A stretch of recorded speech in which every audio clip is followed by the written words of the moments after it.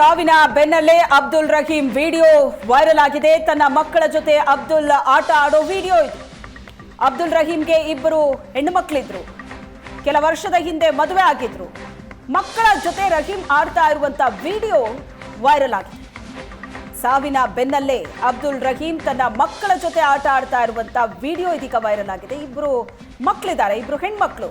ಅಬ್ದುಲ್ ರಹೀಂಗೆ ತನ್ನ ಮಕ್ಕಳ ಜೊತೆ ಆಟ ಆಡ್ತಾ ಇರುವಂತ ವಿಡಿಯೋ. ಕೆಲ ವರ್ಷದ ಹಿಂದೆ ಅಬ್ದುಲ್ ರಹೀಂ ಮದುವೆ ಆಗಿದೆ. ಇಬ್ರು ಮುದ್ದಾದ ಹೆಣ್ಣು ಮಕ್ಕಳಿದ್ದಾರೆ. ನಿನ್ನೆ ಬರ್ಬರವಾಗಿ ಅಬ್ದುಲ್ ರಹೀಂನನ್ನ ಹತ್ಯೆ ಮಾಡಲಾಯಿತು. ಬಹಳ ದೊಡ್ಡ ಆಕ್ರೋಶ ವ್ಯಕ್ತವಾಗ್ತಾ ಇದೆ. ಇವತ್ತು ಅಬ್ದುಲ್ ರಹೀಂ ಅಂತಿಮ ಯಾತ್ರೆಯಲ್ಲಿ ಸೇರಿದಂತ ಜನಸಾಗರ ಆಯಿತು.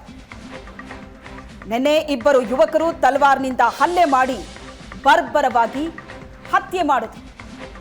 ಅದಾದ ನಂತರ ಹೊತ್ತಿ ಉರಿತಾ ಇದೆ ದಕ್ಷಿಣ ಕನ್ನಡ.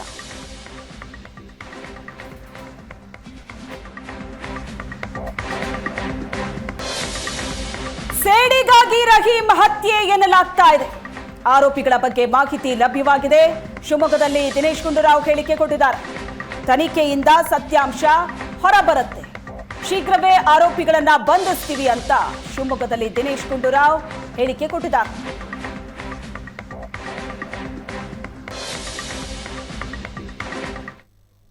ನಿಜವಾಗಲೂ ಆ ಜಿಲ್ಲೆಗೆ ಮತ್ತು ನಮ್ಮ ರಾಜ್ಯಕ್ಕೆ ಒಂದು ಕೆಟ್ಟ ಹೆಸರು.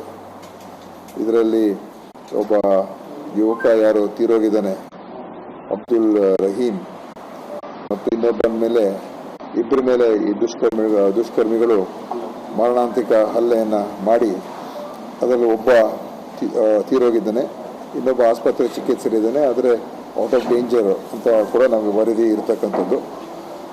ಪೊಲೀಸ್ ಅವರಿಗೆ ಇದರ ಹಿಂದೆ ಯಾರಿದ್ದಾರೆ ಅಂತ ಕೂಡ ಕೆಲವು ಮಾಹಿತಿಗಳು ಕೂಡ ಗೊತ್ತಾಗಿದೆ. ಈ ಒಂದು ಕೃತ್ಯದಲ್ಲಿ ಭಾಗಿಯಾಗಿದ್ದಾರೆ.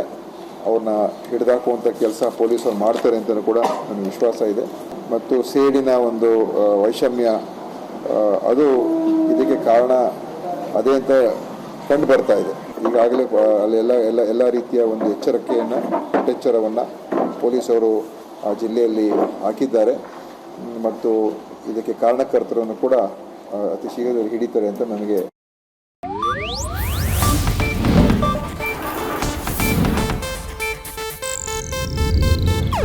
ಇದು ಏಷ್ಯಾನೆಟ್ ನ್ಯೂಸ್ ನೆಟ್ವರ್ಕ್ ಪ್ರಸ್ತುತಿ.